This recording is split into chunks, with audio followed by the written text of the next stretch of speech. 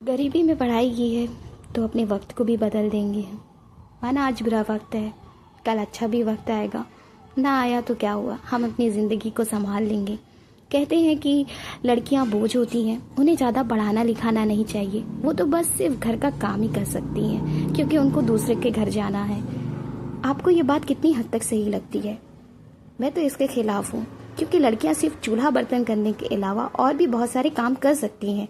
और आज दुनिया में बहुत सारी लड़कियां ने इस दुनिया में बहुत काम किए हैं, लेकिन फिर भी लोगों की थॉट्स जो हैं वो चेंज नहीं हुए हैं। उनको यही लगता है कि लड़कियां पराई होती हैं और वो दूसरे घर जाएंगी और लड़कियां बोझ होती हैं। और इसीलिए मैंने इस पर एक स्टोरी बनाई है कि लड़कियां बोझ होती हैं। कहाँ से होती हैं लड़कियां बोझ?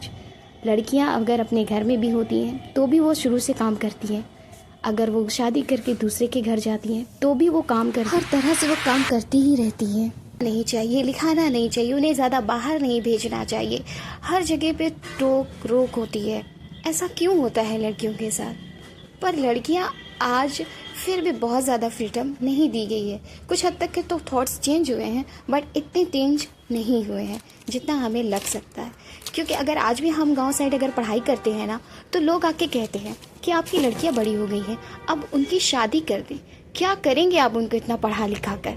आखिर उसे एक दिन तो जाना है दूसरे के घर, हमें उनसे क्या फ़ायदा होगा? और इसीलिए हमें उन्हें ज़्यादा पढ़ाना नहीं चाहिए।